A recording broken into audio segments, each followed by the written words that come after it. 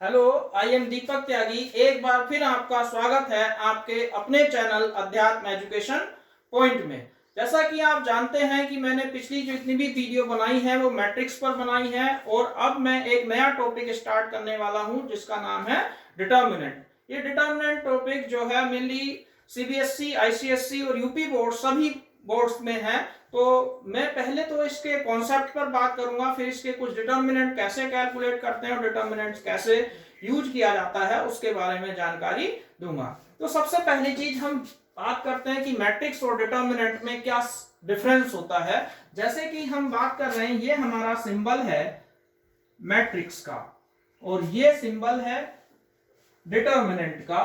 तो जो मैट्रिक्स है ये मैट्रिक्स है, ये मैट्रिक्स है और ये डिटर्मिनेंट है। जब हम मैट्रिक्स की बात करते हैं तो इसमें जो एलिमेंट है वो अपना रो और कॉलम में रिप्रेजेंट किए जाते हैं। खाली एक कॉलम एलिमेंट्स का रिप्रेजेंटेशन है, इसकी कोई फिक्स वैल्यू नहीं होती। जब हमें किसी मैट्रिक्स की एक फिक्स वैल्यू की रिक्वायरमेंट होती है तब हम एक कॉन्सेप्ट, नया कॉन्सेप्ट लेकर के आते हैं जिसे हम बोलते हैं डिटर्मिनेंट। जैसा कि कहा कि डिटर्मिनेंट ये सिंबल्स है और मैट्रिक्स का ये सिंबल्स होता है।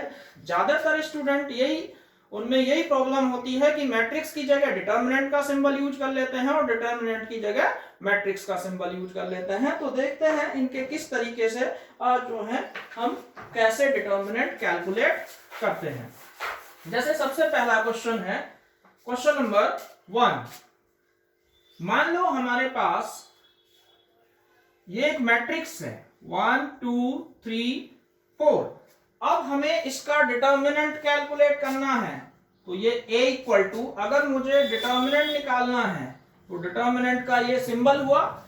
अब determinant of a equal to, mainly determinant निकालने के लिए हम जो इनका एक डायगोनल्स बताया था मैंने, तो ये इसके डायगोनल्स एलिमेंट हैं, तो पहले ये लेंगे। तो क्या होगा, 1 इंटू 4 दोनों की मल्टीप्लाई कर दी, फिर जो बाकी एलिमेंट बचे हुए हैं उनकी मल्टीप्लाई कर देंगे, किसकी, 2 और 3 की। तो जब 1 इंटू 4 करा फिर 2 इंटू 3 करा तो 4 बन जा 4 माइनस 6 कितना हुआ, -2। मेनली आपको सबको क्लियर होगा कि जब हम किसी भी डिटर्मिनेंट की वैल्यू निकालते हैं तो पहले उसमें जो पहला डायगोनल्स है उसकी मल्टीप्लाई 1 इंटू 4 माइनस 3 इंटू 2, 4 बन जा 4 माइनस 2 3 जा 6, 4 माइनस 6 इक्वल टू -2। ऐसे ही सिमिलरली अब हम लेते हैं सेकंड क्वेश्चन, क्वेश्चन नंबर 2। मान लो हमारे पास ये एक डिटर्मिनेंट है जिसकी मैं 4 लिख दिया, 2 लिख दिया, 3 लिख दिया, 5 लिख दिया। जब इसकी वैल्यू निकालनी होगी तो हमारे पास क्या आएगा, 4 इंटू 5, यानी कि इन दोनों की मल्टीप्लाई कर दी। बीच में हमेशा माइनस का ही साइन यूज करना है, तो -2 इंटू 3, तो 4 5 जा 20, -2 3 जा 6, 20 में से 6 माइनस कर दिया, कितना आ गया, 14। अब हम ये था 2 क्रॉस 2, मेरे ख्याल से सबको क्लियर होगा। और डिटर्मिनेंट हमेशा एक स्क्वायर मैट्रिक्स का ही निकलता है। जो मैट्रिक्स स्क्वायर मैट्रिक्स नहीं होंगी उनका हम डिटर्मिनेंट कैलकुलेट नहीं कर सकते। अब मेनली हम बात करते हैं 3 इंटू 3 यानी कि 3 ऑर्डर की मैट्रिक्स की, कि किस तरीके से उनका हम डिटर्मिनेंट कैलकुलेट करते हैं। अब क्वेश्चन नंबर 3। मान लो हमारे पास एक मैट्रिक्स A है और ये मैट्रिक्स बना दी, क्योंकि ये एक 3 इंटू 3 की मैट्रिक्स है।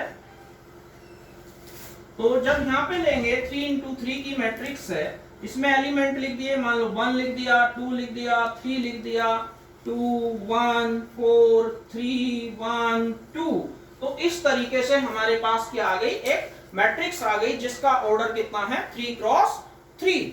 अब हमें इसका डिटर्मिनेंट कैलकुलेट करना है, तो बहुत सिंपल होता है डिटर्मिनेंट कैलकुलेट का, चाहे वो 2 इंटू 2 की हो या 3 इंटू 3 की हो। मेनली इसमें क्या है, जब 3 इंटू 3 की मैट्रिक्स का हम डिटर्मिनेंट कैलकुलेट करते हैं तो वो किसी भी रो या किसी भी कॉलम को लेकर के निकाला जा सकता है। मान लो मैंने फर्स्ट रो को लेकर के निकालने हैं हम, तो इसमें 3 एलिमेंट हैं, एक 1 है, एक 2 है और एक 3 है। जरा ध्यान से देखेंगे, मेन यही कॉन्सेप्ट है समझने का। जब फर्स्ट रो ये एलिमेंट कितना है A11, तो A11, 2 कितना एलिमेंट है A12 और 3 कितना एलिमेंट है A13। जैसा कि मैं यहां बता रहा हूं कि अगर ये एलिमेंट जो लिख रहे हैं 11, 12, 13, अगर इन्हें ऐड करने पर इवन आता है तो पॉजिटिव साइन आएगा और अगर ओड आता है तो नेगेटिव साइन आएगा। जैसे 1 + 1 2 पॉजिटिव, 1 और 2 3 नेगेटिव, 1 3 4 इवन आ गया तो फिर से पॉजिटिव। मेरे ख्याल से समझ में आ गया होगा कि जब हम पहला एलिमेंट ले रहे हैं, क्योंकि वो 1 1 एलिमेंट है, तो उन दोनों को ऐड करके इवन आ रहा है, इसलिए पॉजिटिव साइन। 1 2 यानी कि ये वाला एलिमेंट, इस पे नेगेटिव साइन, 1 3 पे पॉजिटिव साइन।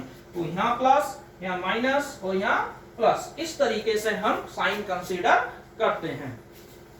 मेनली जब हम ले रहे हैं, अब देखो बड़ा सिंपल तरीका है। जब हमने लिया 1, तो 1 दिख रहा होगा सबको बोर्ड पे, जरा ध्यान से देखें। तो जब 1 ले रखा है तो 1 को लिया, तो 1 क्या है 1 1, यानी कि फर्स्ट रो फर्स्ट कॉलम, तो दोनों ही छोड़ दो, फर्स्ट रो भी छोड़ दो और फर्स्ट कॉलम भी छोड़ दो। तो एलिमेंट क्या क्या बच रहे हैं 1 4 1 2। क्लियर? तो हमने यहां ले लिया 1 4 1 2। अब आ जाता है सेकेंड एलिमेंट A12। अब उसमें क्या है हमारे पास, माइनस साइन लगा दिया, 2 लिख दिया। अब ये कौन सा है फर्स्ट रो सेकंड कॉलम, तो देखो फर्स्ट रो ढक दी पूरी, अब सेकंड रो भी कवर कर दी। क्या बचा 2 3 4 2, तो ये आ गया। अब चलते हैं 3 पे। A13 का मतलब फर्स्ट रो और थर्ड कॉलम हमने ले ली है। तो जो जो एलिमेंट बच गए, अब कौन कौन से बचे, जब हमने फर्स्ट रो थर्ड कॉलम ले लिया तो बचे 2 1 3 1।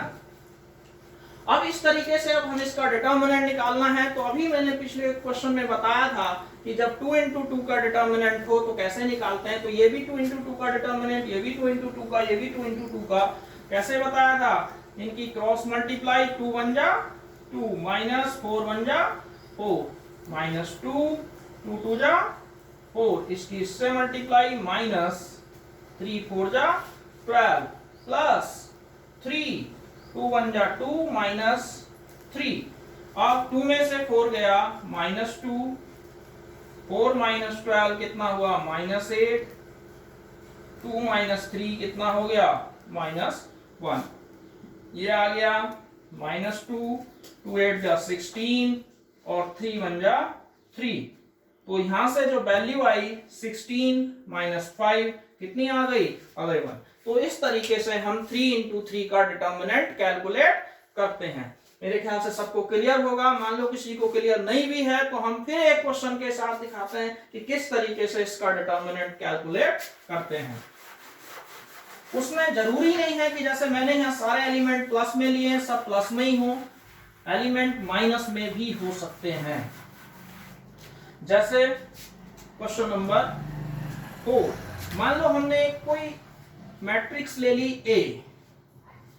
अब कुछ एलिमेंट यहाँ प्लस के रख देते हैं, जैसे मान लो 1 लिया, -2 ले लिया, 1 ले लिया, 2 ले लिया, 3 ले लिया, 4 ले लिया, -1 ले लिया, 1 ले लिया, 2 ले लिया। अब मान लो फिर से हम इसे ले रहे हैं, तो जैसे मैंने कहा था कि जब 1 1 आएगा, A11 A12 A13, तो ये हमारा पॉजिटिव नेगेटिव पॉजिटिव इस तरीके से साइन आएंगे। तो पहले जब हम इसके डिटर्मिनेंट की वैल्यू कैलकुलेट करते हैं, 1 लिया, दिख रहा होगा सबको 1 लिया है, तो 1 कौन सा है फर्स्ट रो फर्स्ट कॉलम, तो हमने क्या करा फर्स्ट रो फर्स्ट कॉलम हटा दिया, कितना बचा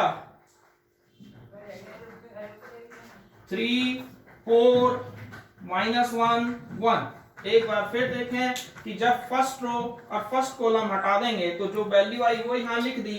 A12 पे फर्स्ट रो सेकंड कॉलम, तो फर्स्ट रो माइनस आता है लेकिन माइनस का साइन पहले से ही है, तो कितना हो गया प्लस। देखो फिर से फर्स्ट रो सेकंड कॉलम, तो क्या बचा 2 -1 4 2। अब जब हम लेते हैं A13 first row third column तो प्लस का 1 क्योंकि यहाँ पॉजिटिव साइन आएगा, और जब इसकी बात कर रहे हैं तो यहाँ पे वैल्यू कितनी आ जाएगी, फर्स्ट रो थर्ड कॉलम, तो क्या बचा 2 3 -1 1। अब बिल्कुल सिंपल है, 2 इंटू 2 का डिटर्मिनेंट बन गया, वैसे ही डिटर्मिनेंट निकालना है 1 3 बन गया 3, बीच में साइन माइनस का तो माइनस माइनस प्लस प्लस, यहाँ पे कितना आ गया 2 2 2 जा 4, बीच में साइन माइनस माइनस प्लस, फिर प्लस 2 और माइनस माइनस प्लस 3। मेरे ख्याल से कहानी क्लियर है। तो ये कितना आ गया, मल्टीप्लाई वही सेम 3 और 4 7 प्लस 2 इंटू 8 प्लस 1 इंटू 5, तो 7 बन जा 7, 2 8 जा 16 और 5, यानी कि 16 5 21 और 7 कितना हुआ 28। जब हम बात कर रहे थे, मान लो हमें 3 क्रॉस 3 की, मेनली 3 क्रॉस 3 से ज्यादा के कोई डिटर्मिनेंट अभी 11th 12th में है नहीं, फिर भी अगर होता है तो सेम इसी तरीके से 4 इंटू 4 का भी सोल्व कर सकते हैं। अब एक बार फिर जैसे बन लिया तो ये फर्स्ट रो फर्स्ट कॉलम, ये खत्म, ये लिख दिया। जब हमने ये एलिमेंट लिया तो ये और ये दोनों खत्म, 2 -1 4 2 आ गया। जब हम ये एलिमेंट ले रहे हैं तो 2 -1 3 1 आ गया, फिर 3 बन जा 3, 4 बन जा माइनस माइनस प्लस, फिर 2 2 जा 4, 4 बन जा 4, माइनस माइनस प्लस, 2 बन जा 2 और माइनस माइनस प्लस, 3 बन जा 3, तो 3 2 5 4 4 8, 3 4 7, 7 बन जा 7, 8 2 जा 16, 5 बन जा 5, 16 5 21 और 7 28। इस तरीके से हम डिटर्मिनेंट क्लियर करते हैं। मेनली जो है, अब आप जितने भी डिटर्मिनेंट की पहली एक्सरसाइज 4.1 है उसके डिटर्मिनेंट निकालने के क्वेश्चन अटेम्प्ट कर सकते हैं। अब देखो, जैसे डिटर्मिनेंट के बेस पे x की वैल्यू कैसे कैलकुलेट करते हैं। मेनली देखिए क्वेश्चन है हमारा, find the value of x, यानी कि x की वैल्यू निकालनी है हमें, हमारा क्वेश्चन है।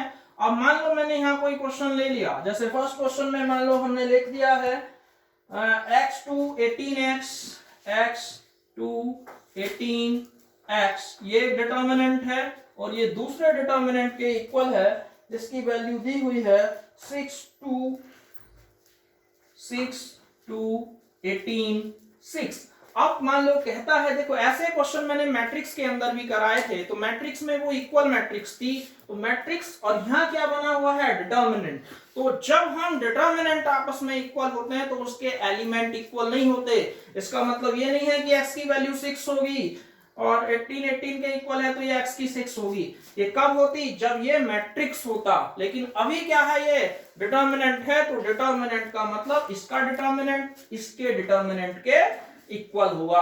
अब जैसे डिटर्मिनेंट की वैल्यू निकालते हैं, cross multiply x into x square minus 2 into 18 equal to 6 into 6 minus 2 into 18, x square 2 18 2 जा 36 इक्वल टू 36 माइनस 36, 36 से 36 कैंसिल, तो x square minus 36 equal to 0। तो एक्स स्क्वायर की वैल्यू कितनी आ गई 36। तो एक्स इक्वल टू कितना हुआ अंडर रूट 36, यानी कि इसकी वैल्यू आ गई प्लस माइनस 6।